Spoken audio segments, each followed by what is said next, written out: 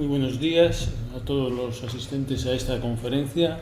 que se va a impartir en el Salón de Actos de la Escuela de Minas, concretamente en el Aula Eluya. Contamos en el día de hoy, una vez más, con el profesor Eloy Álvarez Pellegrín, que es un ingeniero de minas con amplia experiencia en el campo de la energía, y desde sus inicios manifestó sus inquietudes por mejorar el conocimiento del sector energético en su conjunto y en particular en aquellas áreas más próximas a la docencia que se imparte en la Escuela de Ingenieros de Minas. Él es doctor ingeniero de minas, como les digo, y en breve va a tomar la palabra para que nos transmita todo lo que ha ido estudiando y viendo relativo a la descarbonización del sector energético, el papel de la ingeniería y de las políticas industriales y tecnológicas. Sin más preámbulos, pues le damos la palabra a Eloy para que imparta su conferencia. Carlos, muchísimas gracias por la presentación y voy a tratar en esta conferencia de las serie relacionadas con el profesor ad honorem de la escuela, de abordar el tema de tecnologías para la descarbonización y me referiré también al papel de la ingeniería y de las políticas industriales y tecnológicas. Realmente el enfoque que le doy a esta charla o esta conferencia es, en primer lugar, hacer una panorámica en parte personal, y explicaré por qué, de las tecnologías para la descarbonización. Me referiré, aunque sea algo brevemente, al papel de la ingeniería, estando en una escuela de minas y energía, y el papel que tiene la ingeniería en la transición energética y en la descarbonización. Y hablaré sobre todo luego a continuación del enfoque de las políticas industriales y tecnológicas, dado que crecientemente se está poniendo de relieve no solo la necesidad de abordar el tema de ciertas tecnologías, sino también de desarrollar industria relacionada con la misma. Y acabaré con unas breves reflexiones finales. Bueno, de tecnologías para la descarbonización haré primero unas consideraciones de carácter que me parece general pero importante. He de avanzar diciendo que realmente las tecnologías para la descarbonización son muy diversas. No solo son las renovables, también es la energía nuclear y varias otras relacionadas con los biocombustibles y con el tema del transporte y otros. Por tanto, en la charla de hoy realmente se irá viendo cómo voy centrando, abordando y detallando más algunas tecnologías, lo que no significa que no trate de dar una panorámica general, pero lógicamente por la cuestión de tiempo y de los temas que se abordan aquí, no solo las tecnologías en sí, sino también los temas de política industrial, me parece que son importante, digamos, acotarlo o definir el alcance. Bueno, en primer lugar, las tecnologías para elegir o examinarlas pueden ser para la descarbonización, pueden estar claramente y están claramente ligadas con las necesarias para la transición, y en este sentido están también relacionadas con los escenarios. La conferencia anterior trató fundamentalmente de escenarios y hoy los utilizaré en parte para referirme cómo, en función del escenario que veamos o de la narrativa de futuro que consideremos, unas tecnologías u otras pueden tener más o menos peso. Y eso me parece importante para tener en cuenta que a futuro las tecnologías se desarrollarán más o menos. A propósito, también mencionaré algunos de los escenarios de la Comisión Europea y algunos escenarios también de McKinsey y Odysseus relacionados con este tema. Adelanto también que me centraré en el tema de tecnologías, pero no hablaré de costes, que son importantísimos, y que algunos de los temas relacionados con costes de tecnologías de descarbonización, por ejemplo el hidrógeno o el biogás, los hemos visto en una conferencia anterior. No incorporo aquí el tema de los costes o de los precios, costes-precios de las diferentes tecnologías, que son muy importantes y que, como digo, se abordaron en alguna de las conferencias anteriores y que también el lector interesado puede ver con mayor detalle en el discurso de ingreso en la Real Academia de Doctores. Por otra parte, la descarbonización de la generación eléctrica es uno de los sectores más tratados, de los que más se habla, de los que más se escribe, con el foco, lógicamente, en las renovables. Pero también hay tecnologías para la transición emergentes o nuevas, como el hidrógeno renovable, que, como digo, ya hemos tratado con cierto detalle en una de las conferencias anteriores. De ahí que el tema al tratar las tecnologías, algunas de las cuales tienen un grado de madurez comercial o otras cuasi comercial, se utilice bastante el Technology Readiness Level, es decir, el grado de madurez tecnológica al que me referiré en varios casos en esta ocasión. De todas formas, no conviene identificar solo los TRLs que tienen un carácter tecnológico con el grado de penetración o velocidad de difusión y de cuota de mercado de la tecnología, porque, entre otras cosas, aparte de las decisiones de inversión para abordar ciertos proyectos, están, como decía, el tema de la economía de diferentes tecnologías. Es también relevante abordar los cambios y las tecnologías que se tienen que dar para descarbonizar otros sectores, es decir, decía, valga la redundancia, que se centran muchas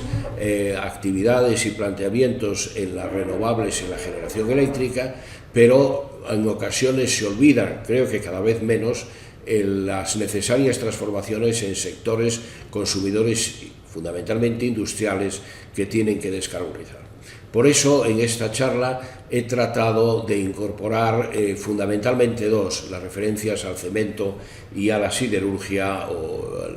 para tratar de mostrar que también las tecnologías en esos ámbitos son tecnologías para la descarbonización.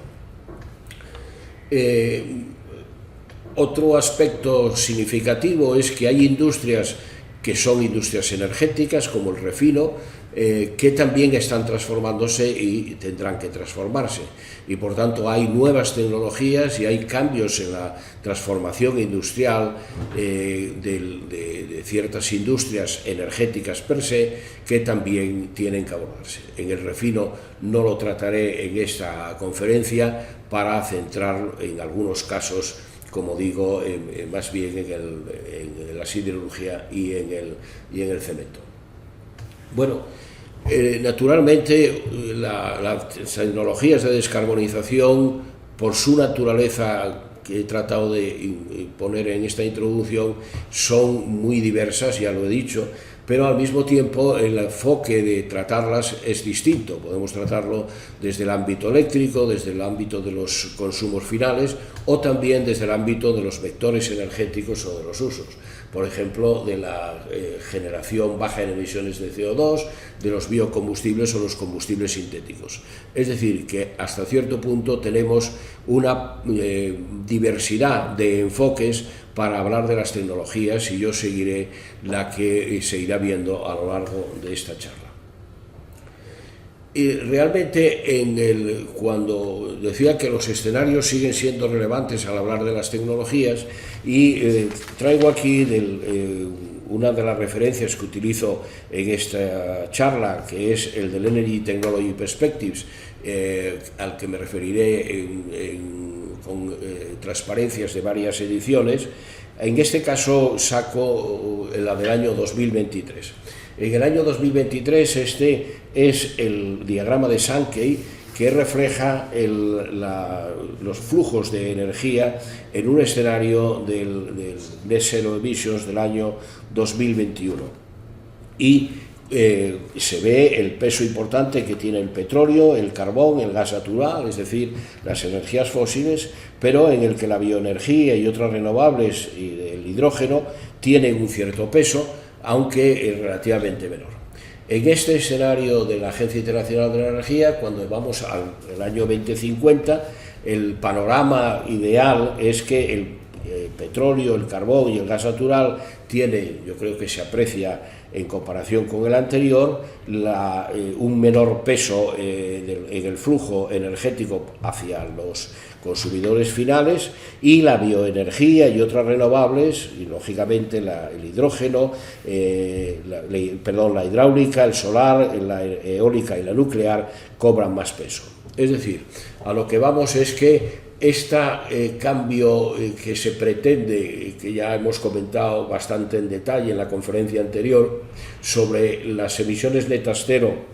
a mediados de siglo, realmente supone un cambio en el peso que tienen las diferentes energías, y se aboga o se pretende que energías a partir de la bioenergía, de otras renovables, y en el caso de la energía eléctrica, del solar y de la eólica, tengan mucho más peso. Al final hay en el centro de la pantalla se puede ver, hay una estructura de conversión en energía eléctrica y en calor, que va a los consumos finales, que aquí se identifican como los vehículos, los camiones, trenes, barcos, aviones, la industria química, el hierro y el acero, el cemento, otras industrias, y el consumo residencial y servicios. Es decir, que creo que es interesante, para poner en perspectiva las tecnologías, ver estos cambios y ver la importancia relativa que presumiblemente tendrán diferentes energías. Nosotros en la generación eléctrica distinguiremos la solar fotovoltaica y la eólica, pero fundamentalmente nos vamos a centrar en la eólica, hablando un poco de las tecnologías, dado que el tema son tecnologías, y trataré de dar una pincelada de algunos análisis y tendencias. También es muy relevante la energía nuclear como generación sin emisiones de gases de efecto invernadero, pero no entramos aquí en la generación, en las tecnologías de generación nuclear, y tampoco en las tecnologías de futuro, a las que luego me referiré en uno de los escenarios de Shell, y de las que hoy se trata bastante, o se habla mucho sobre los los reactores modulares pequeños. Ya hemos visto, como decía, que el hidrógeno, tanto los electrolizadores como el resto de la planta, al que también comentaré algo luego, es un vector energético que hemos visto en las conferencias anteriores, así como el biogás.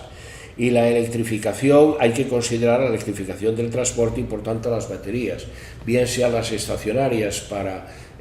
reforzar la seguridad y la operabilidad de los sistemas eléctricos de potencia, y para los vehículos eléctricos.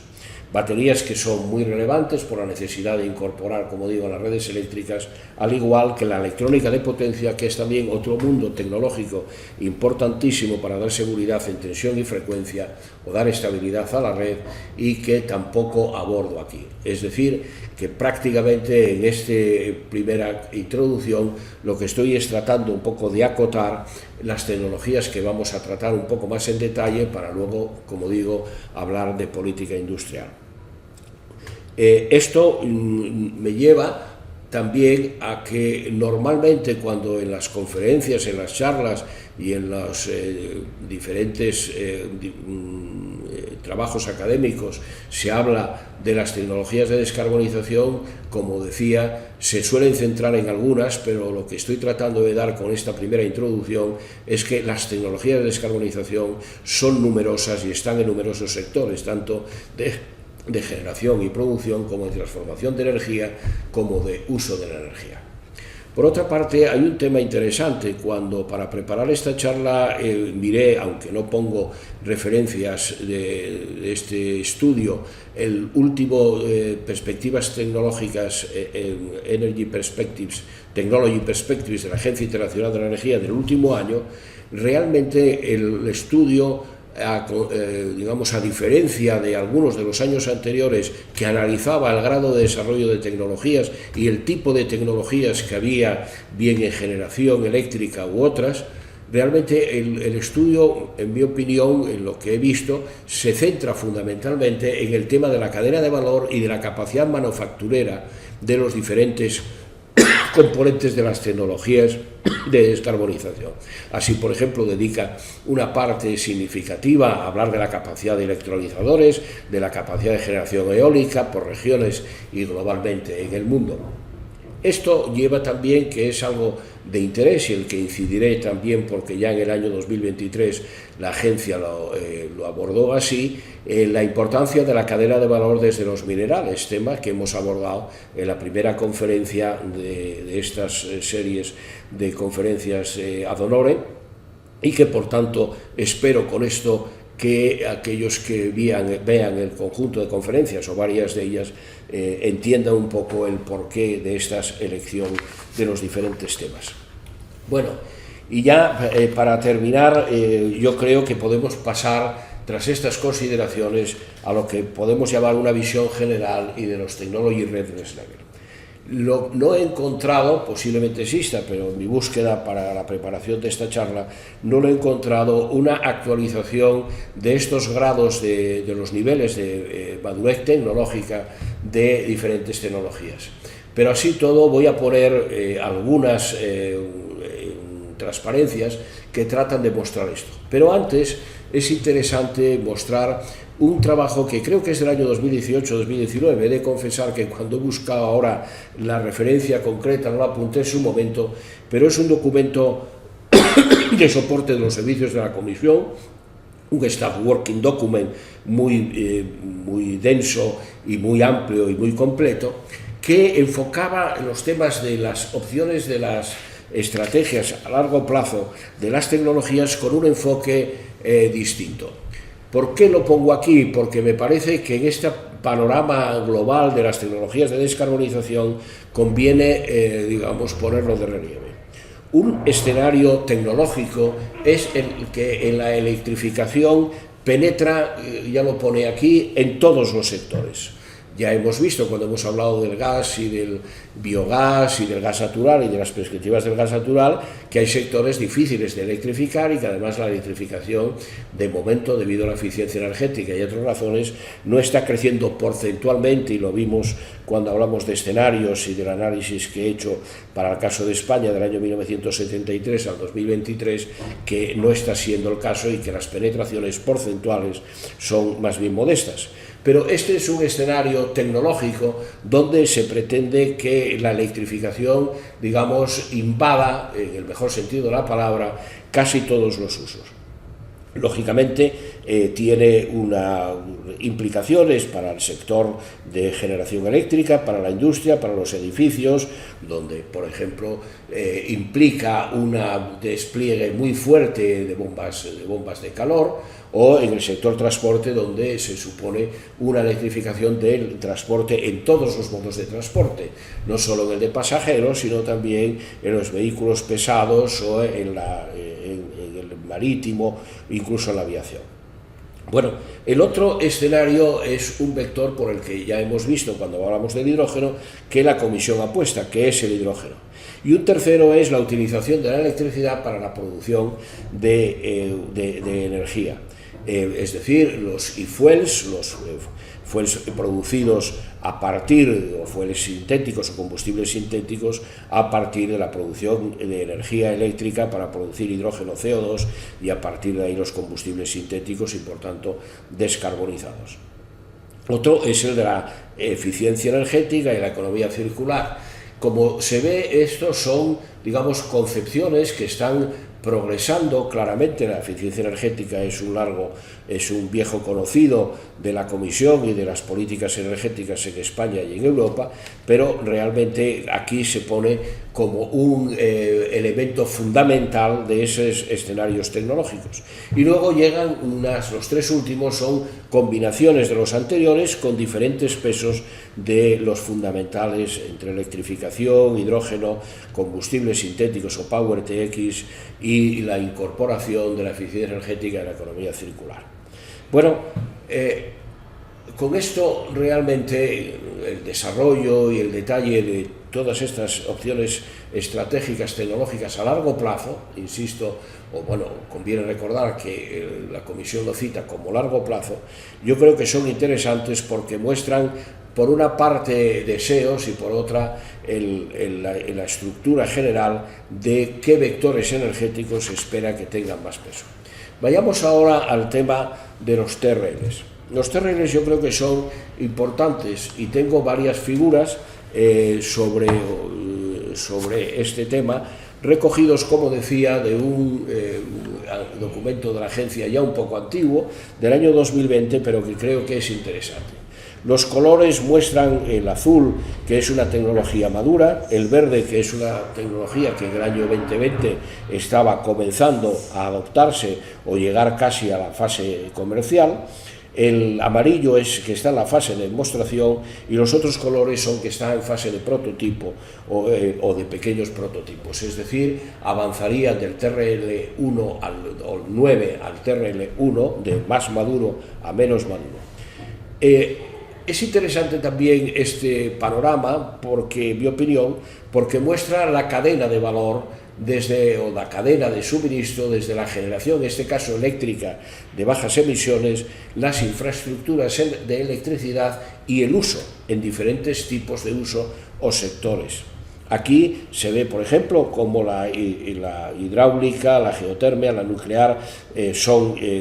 comerciales y avanzadas, y en este caso en el año 20 exponía como de adopción avanzada la solar térmica, la eólica, el carbón sin captura y almacenamiento y uso, o el despliegue en gran escala de las bombas de calor. Al llegar al tema de infraestructuras, también hay una serie de tecnologías que yo creo que tras el apagón de abril son interesantes, desde la transmisión en alta tensión, la respuesta rápida de frecuencia, las cargas rápidas de vehículos eléctricos, etc.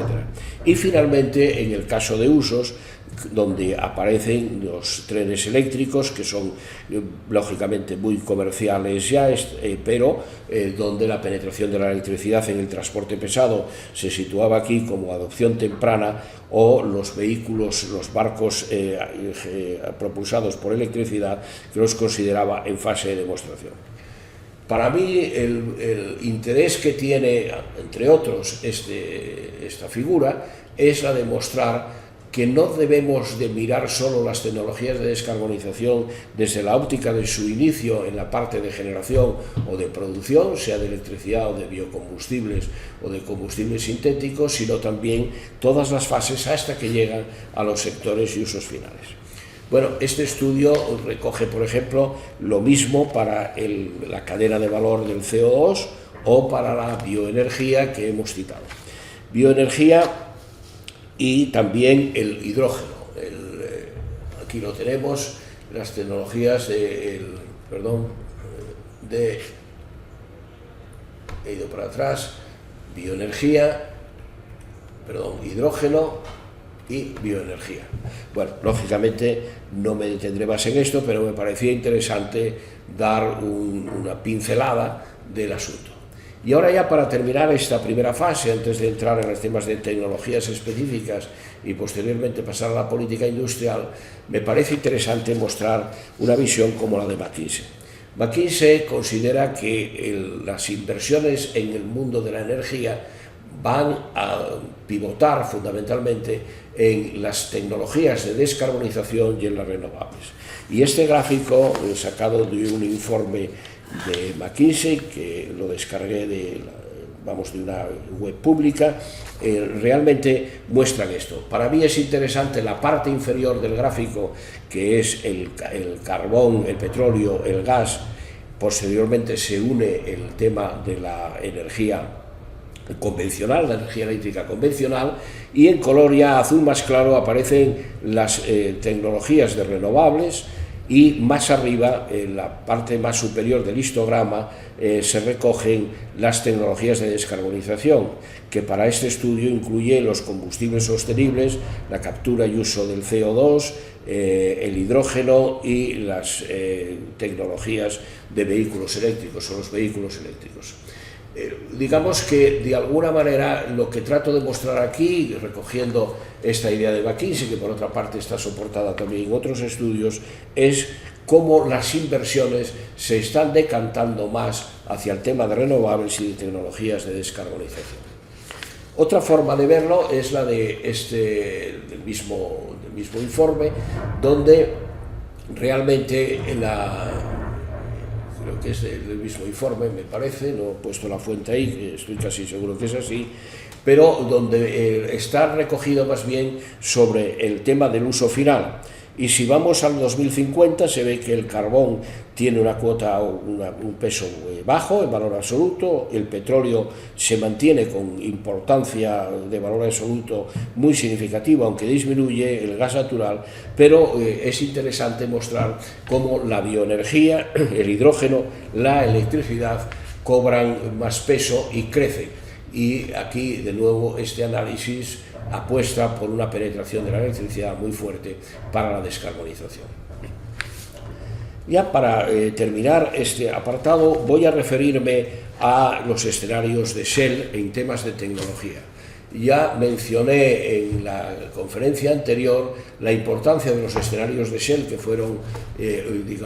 crearon una escuela en el tema de escenarios, y he recogido de uno de los últimos lo que llama Shell los escenarios de seguridad energética del año 2025. Considera 3 escenarios, básicamente el lector o el interesado o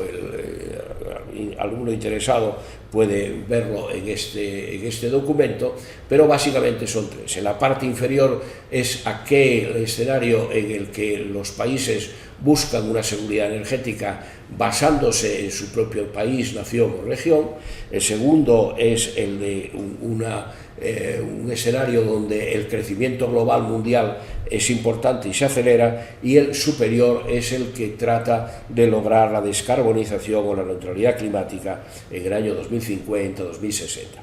Bueno, no me voy a entretener aquí, ya se ve que hay una cantidad tremenda de información aquí, pero digamos, citando 2 cosas, hay grandes diferencias, por ejemplo, en la seguridad energética en cuanto al peso que tiene en el escenario que denomina de archipiélagos, donde cada región o país trata de arreglárselas por sí mismo sin tener en cuenta el contexto más global o dependiendo de ello de la menor manera posible, y donde los combustibles fósiles tienen más peso. La situación de la penetración, por ejemplo, de vehículos eléctricos es en este escenario menor, mientras que es mucho mayor en el escenario más importante de la descarbonización, que está en la parte superior.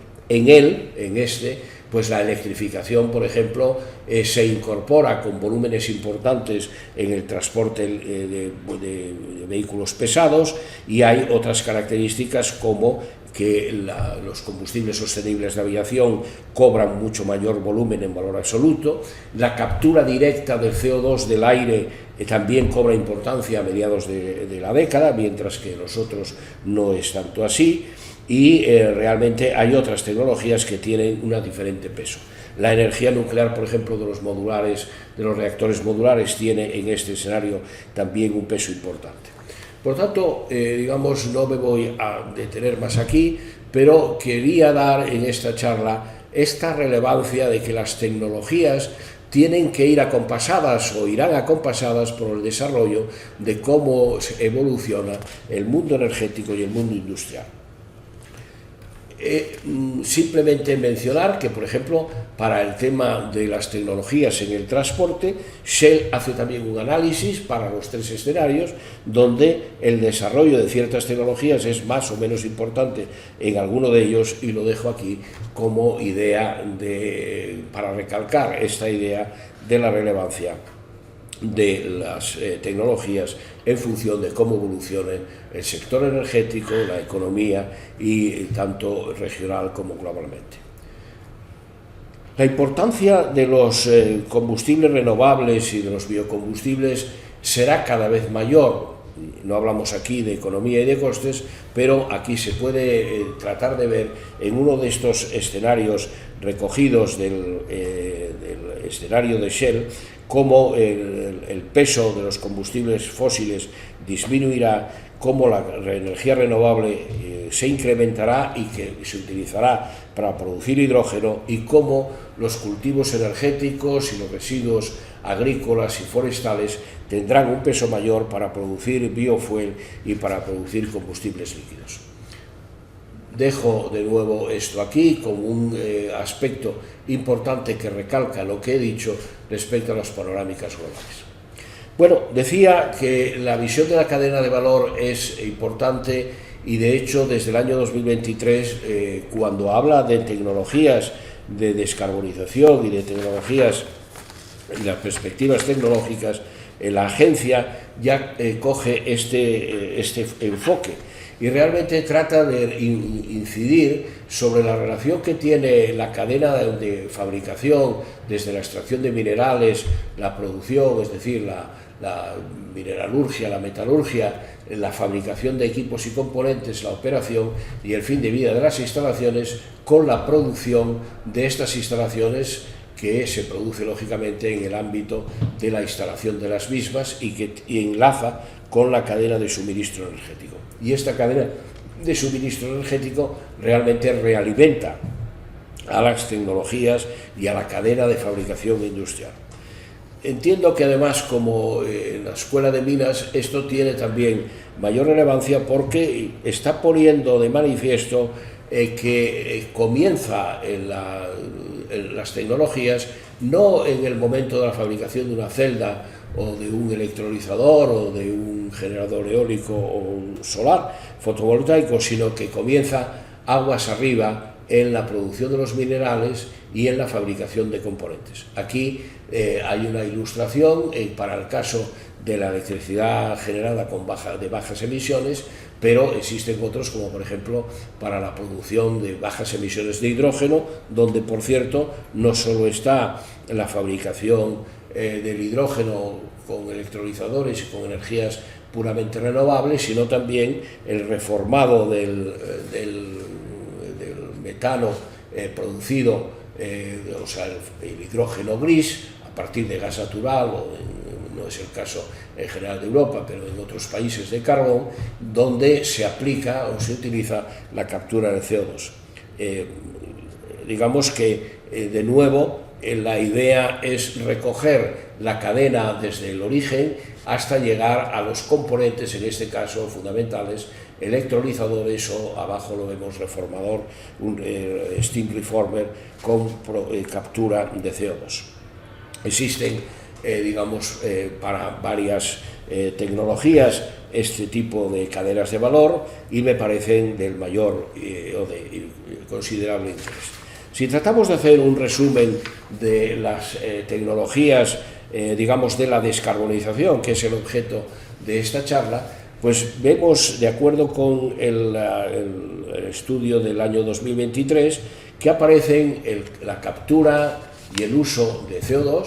tema del que se habla, yo lo he oído hablar ya desde hace muchos años en mi experiencia en el mundo energético, pero que es un tema que veremos luego el peso que puede tener en ciertos sectores y los avances que pueda haber, y me referiré a ellos al hablar del cemento, pero que no acaba de despegar por temas sociales o políticos o de coste. El hidrógeno,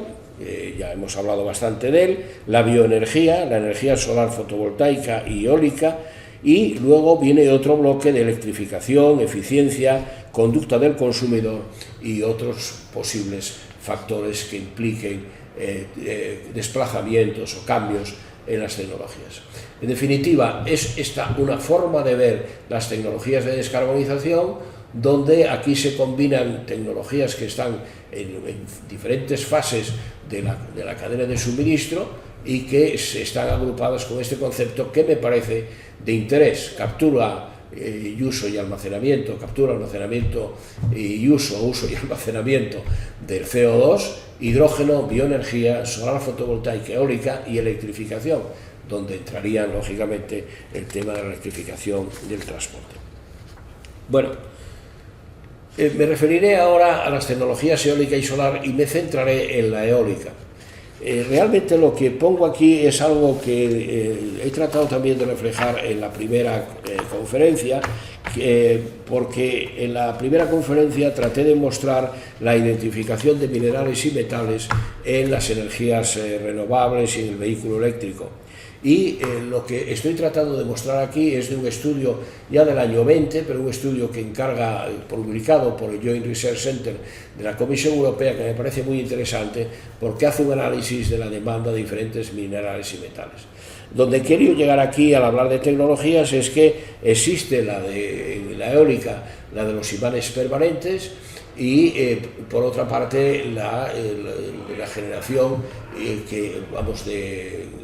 no depende de esos imanes permanentes y que básicamente es a través de engranajes y no tiene un accionamiento directo. Volveremos un poco sobre ello. Lo que quería mostrar aquí es que vamos a centrarnos en la parte superior, que tenemos básicamente dos tipos de tecnologías. En el caso que además se pueden luego desarrollar por el hecho de que que utilicen multiplicadores o que vayan mediante un accionamiento directo ligado a los generadores síncronos de imanes permanentes, donde las tierras raras son muy necesarias y se han referido son hoy objeto de mucha atención. Existen diferentes tecnologías en la generación eólica que han ido evolucionando a lo largo del tiempo. Aquí se trata de mostrar fundamentalmente si tiene un accionamiento directo o tiene multiplicadores, y hay diferentes modos de excitatrices y de tecnologías de detalle que no voy a entrar ahora y que pueden consultar en las referencias que pongo de este estudio de Carrara y otros del año 2020, como digo, del Joint Research Center. Las tecnologías en eólica han experimentado, por otra parte, un crecimiento importantísimo en el tamaño. Yo hace años, es un hecho muy comentado, la importancia que tiene el incremento de las potencias y, por tanto, la altura y las ruedas de las palas. Y aquí vemos cómo ha habido una correlación, cogido del mismo estudio que cito, entre el tamaño de palas y la capacidad de las turbinas. Aquí se reflejan hasta 12-14 megavatios. Recordemos que esto es del año 2020. Buscando datos más actuales, por ejemplo, simplemente entrando en un suministrador significativo como es Siemens Gamesa, cita, está en su catálogo un generador de 21 megavatios con un diámetro de rotor de 276 metros, y de otras fuentes salen diámetros de rotor entre 230 y 290. Otros estudios de Fraunhofer del año 2020 incluyen referencias al papel de la ingeniería en los desarrollos de estos nuevos técnicas. Mirando hacia atrás, realmente, tanto desde el punto de vista de las técnicas, bien sean de accionamiento directo o de no, o sin accionamiento directo mediante multiplicadores, realmente la evolución ha sido importante, pero no, digamos que no es definitiva, aunque se ve en general una tendencia. Estos gráficos están cogidos para Europa y para el mundo, de los diferentes tipos de técnicas o de tecnologías en generación eólica, donde se ve fundamentalmente que hay una tendencia en parte a los accionamientos directos, pero en el que conviven a partir del año 2003 varias tecnologías. Bien, con esto trato de dar o de profundizar, no del todo, pero de alguna manera, en la importancia que tienen las tecnologías y cómo en todas, pero en estos casos que estoy poniendo, la tecnología está llevando a cosas que hace 20-25 años, para muchos de nosotros, eran impensables. El tamaño que tiene, el grado de desarrollo, por ejemplo, de las turbinas con accionamiento directo sin multiplicador, el desarrollo de la energía eólica offshore, etc. Otro elemento importante es el tema de las baterías y electrolizadores. Me referiré brevemente a ello. Una batería de un litio es una cosa bastante conocida, y lo que trato de reflejar aquí es lo que de alguna manera he dicho también en una de las primeras conferencias. la diferencia de composición de los metales del cátodo en función de que sean níquel, cobalto, manganeso, con diferentes proporciones, también de hierro y de fósforo y de aluminio. Y ya hemos mencionado en otra ocasión cómo hay una tendencia a químicas que van a baterías de fosfato de hierro, litio, que están penetrando por las ventajas que tienen en parte de no depender o de utilizar menos metales como el níquel o como otros. Por tanto, hay una diferencia en este tema, y las tecnologías en las baterías, en mi opinión, se centran en la química de las mismas, y estamos experimentando importantes evoluciones.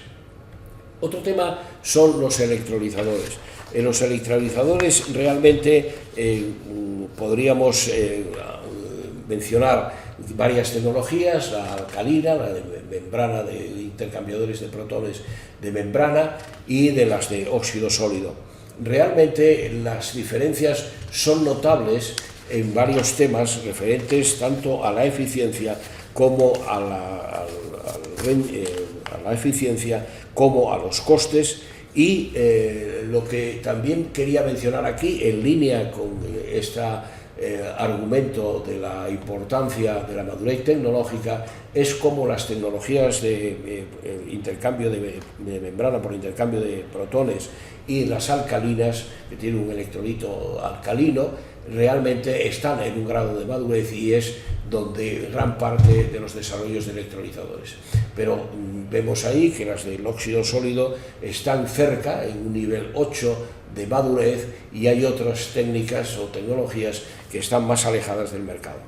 Como digo, las eficiencias, la durabilidad, el número de horas, la implantación en el terreno, las necesidades de área de instalación son también muy diferentes en un caso y en otros.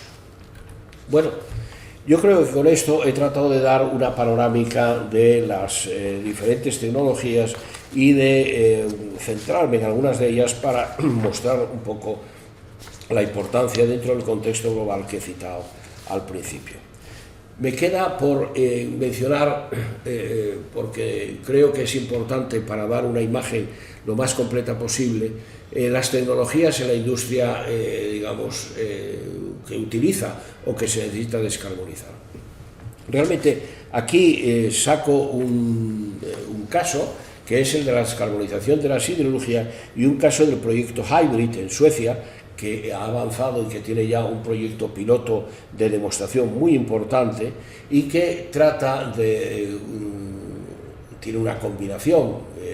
El que tenga interés lo puede ver en el estudio de CAES del año 2002, de Energy Perspective, en el que yo he colaborado como copresidente de este capítulo, y por tanto creo que he tratado de lograr una aproximación interesante a este caso. Y lo que quiero decir es que no todos los países han construido un proyecto de esta naturaleza por tener una energía hidráulica y eólica importante y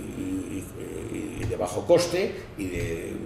continuidad, es decir, no intermitente. También por peso que tiene el Estado o el gobierno en la industria minera de hierro y en la industria siderúrgica, y todo eso junto con las subvenciones y ayudas de la Comisión Europea ha dado lugar a un proyecto que avanza y que fundamentalmente utiliza la reducción directa con hidrógeno del mineral de hierro para descarbonizar. También utiliza biocombustibles en la producción de pellets y otros aprovechamientos del calor residual, etc. El que tenga interés puede consultar este proyecto, incluso hay vídeos interesantísimos que se pueden ver en Internet. A lo que voy con esto es que estamos hablando de tecnologías. Este es un caso además en Europa donde la reducción directa de hierro está avanzando y que realmente muestra cómo esta descarbonización, que evidentemente son mucho más caras por el coste del hidrógeno y también por las inversiones necesarias, es una industria que su descarbonización depende del hidrógeno fundamentalmente y que necesita fuertes inversiones y fuertes ayudas. Hay otros casos que se citan en este estudio, como es el caso de POSCO en Corea, que tiene unos lechos fluidizados, pero que también utiliza energías renovables y la electrolisis para disminuir, digamos, las emisiones de CO2. Bien, dicho esto, haré también una breve referencia al tema de la captura y el almacenamiento de CO2. En el discurso de ingreso de la Real Academia de Doctores detallo esto algo más con algunas otras referencias bibliográficas, pero voy a poner aquí simplemente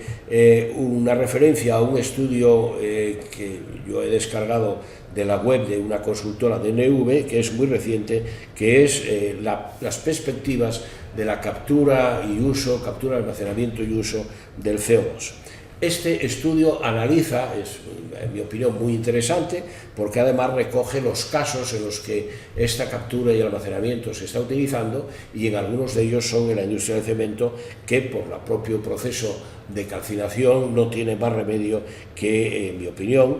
donde la captura del CO2 es un elemento fundamental.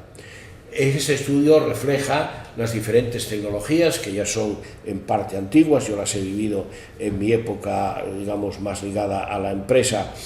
cuando se trataba de examinar la viabilidad de la descarbonización o de la disminución de la captura del CO2 en las centrales térmicas convencionales, fundamentalmente de carbón, y hay diferentes técnicas de poscombustión, de precombustión, de osicombustión. He vivido y conocí en su momento proyectos interesantísimos europeos que trataban de buscar una salida estratégica para los combustibles fósiles y para las centrales de carbón, y eso por temas sociales, luego del transporte de CO2 y otros que no voy a entrar aquí, realmente prácticamente no ha avanzado. Reflejo esto aquí para mostrar cómo dentro de la descarbonización y de la captura y el almacenamiento de CO2 existen diferentes tecnologías que reflejo aquí, y también estas están en este estudio más detalladas en las tecnologías de absorción, de membranas y otras. Con esto, ¿qué quiero tratar de trasladar? Pues que cuando hablemos de tecnologías de descarbonización deberíamos quizás no hablar únicamente de la eólica y de la solar fotovoltaica. Bueno, paso ya al tema del papel de la ingeniería. Realmente la ingeniería, sin ingeniería, hablamos mucho de tecnología, y yo creo que en mi época más joven se hablaba de técnicas. De hecho, éramos las escuelas técnicas de ingeniería. Realmente la expresión technology ha ido invadiendo el lenguaje, de tal manera que la técnica ha quedado aparentemente en un segundo plano, no tanto, porque también hablamos de técnicas, pero parece que la tecnología es como la expresión única y universal. Y esto tiene un problema también, en mi opinión, porque la ingeniería parece que queda olvidada o que queda en un segundo plano. La ingeniería realmente ocupa muchos campos de actuación y de actividad, pero podríamos resumir que va desde la concepción, el diseño, la implementación y la operación. Por tanto, la ingeniería está no solo en la operación de las instalaciones, sino en toda esa fase desde que hay una concepción, una ingeniería básica, una ingeniería de detalle.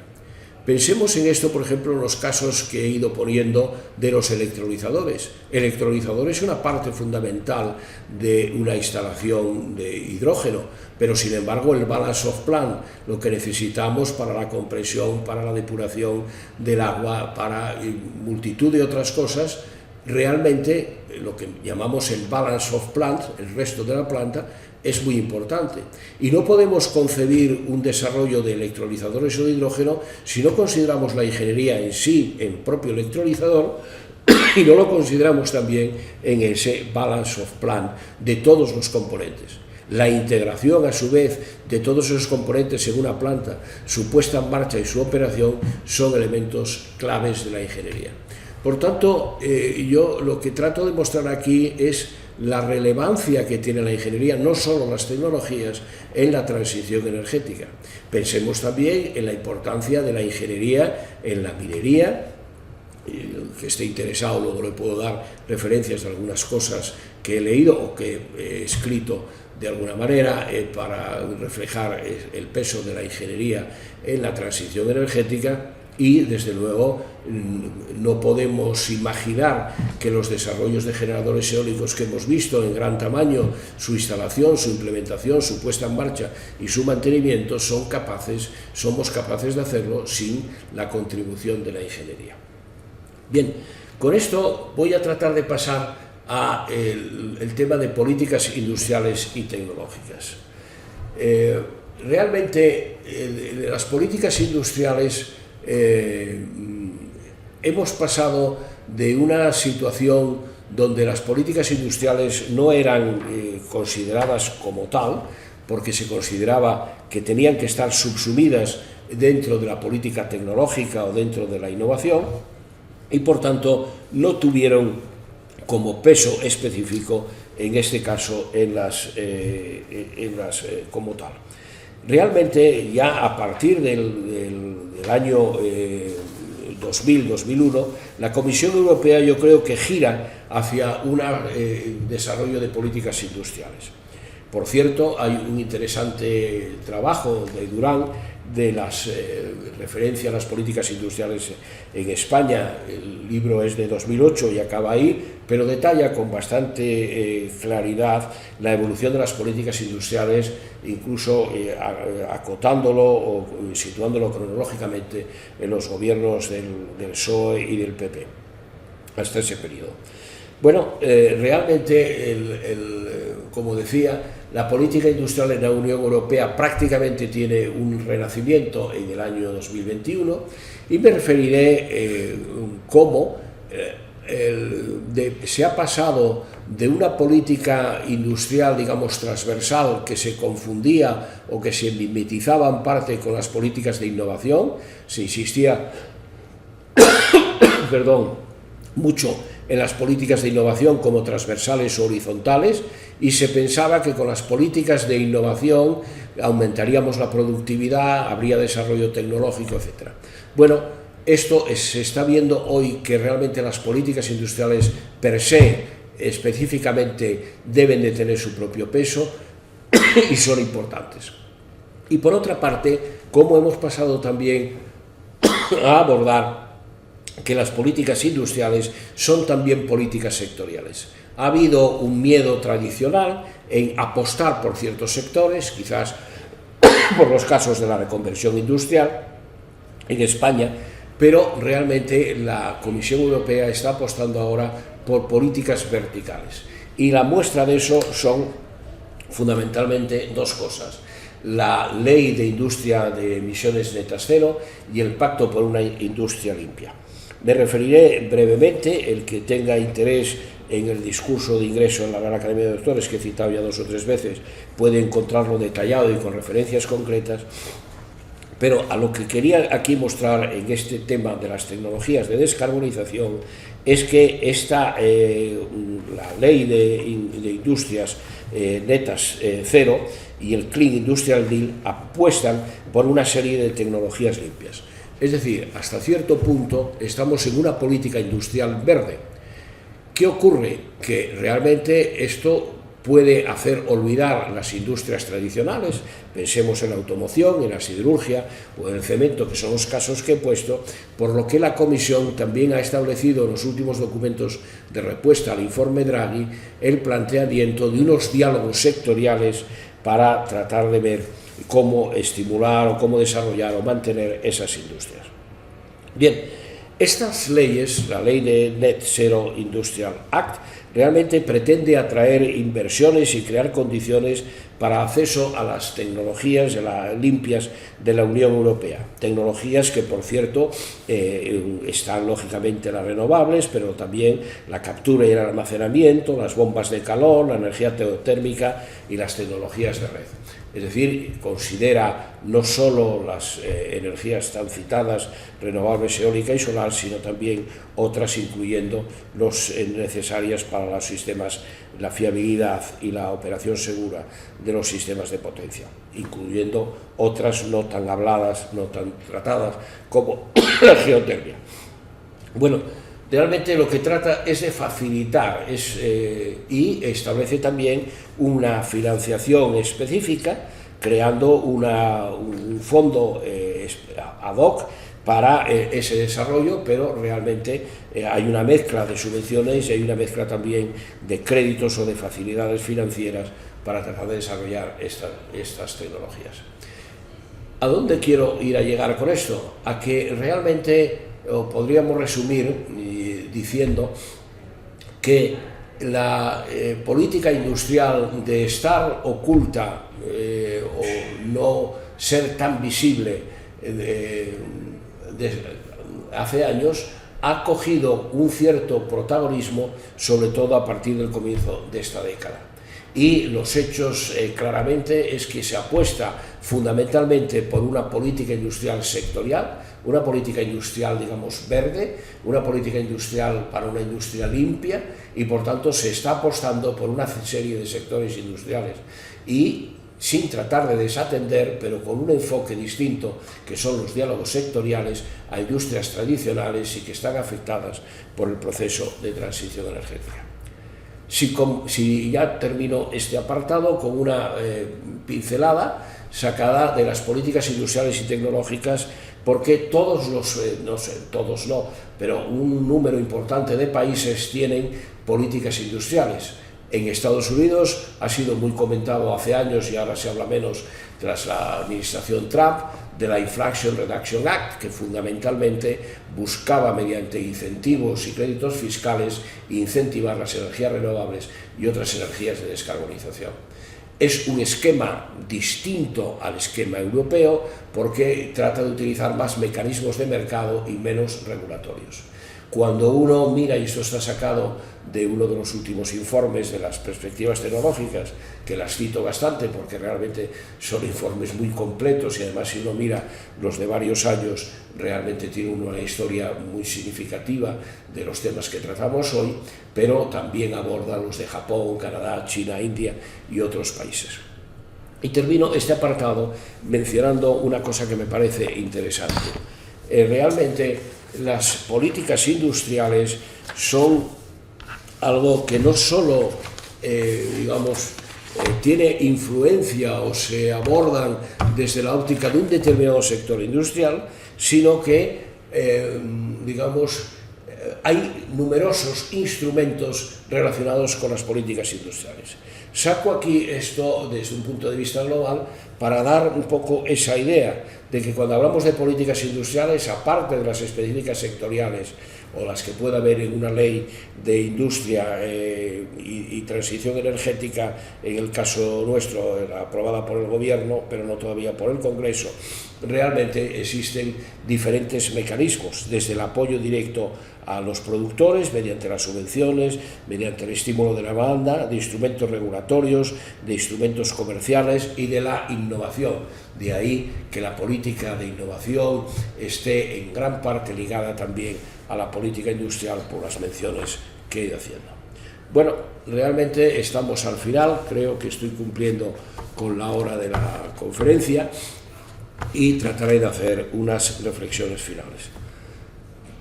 Quizás una primera reflexión es que las tecnologías de descarbonización son muy diversas, muy amplias, aplican a la cadena de suministro de valor y las debemos de ver en un contexto general, no solo en la generación eléctrica, sino también en otros sectores importantes de biocombustibles, de combustibles sintéticos y de otros. Podemos analizar esas tecnologías por vectores energéticos como el hidrógeno o por tipos de energías, como hemos tratado de ver en este caso. Las tecnologías han ido evolucionando de una forma muy importante e impulsadas por las importantes inversiones en renovables y en tecnologías de descarbonización, se han desarrollado con bastante rapidez o con mucha rapidez y han logrado escalar de grados de madurez tecnológicas medios, bajos, a madurez tecnológica comercial, de implantación y de puesta en operación de instalaciones. Por otra parte, la ingeniería es una disciplina que es absolutamente necesaria en la transición energética y que creo que en ocasiones está subsumida por la expresión reiterada de tecnología o incluso de la técnica. Y la ingeniería he tratado de mostrar que está en todas las fases de valor y que no hay instalaciones, bien en el diseño, bien en la construcción, bien en la operación, que no sea necesaria la ingeniería y por tanto es un elemento consustancial con la transición energética. Y finalmente la política industrial. Yo creo que la política industrial, ligada también a las políticas de innovación, han ido virando, tienen un mayor y un creciente protagonismo. Digamos que se apuesta en Europa por políticas sectoriales verticales y apostando por las tecnologías, digamos, verdes o limpias, como dice uno de las leyes o de los documentos de la Comisión, y donde podemos ver claramente una apuesta sectorial, una política industrial sectorial o vertical, sin olvidar que hay otros sectores que también tienen políticas industriales y que aunque no estén en esas tecnologías limpias, es necesario abordarlas también desde la política industrial. Bueno, agradezco mucho su atención, agradezco a Carlos la oportunidad para estas conferencias y a la Escuela de Minas y a su Junta de Gobierno y a la Politécnica por darme la oportunidad de preparar y tratar estas conferencias que me parece que espero que aporten algo a los temas de actualidad en el mundo energético e ingenieril de hoy en día. Muchísimas gracias. Muchas gracias, Carlos.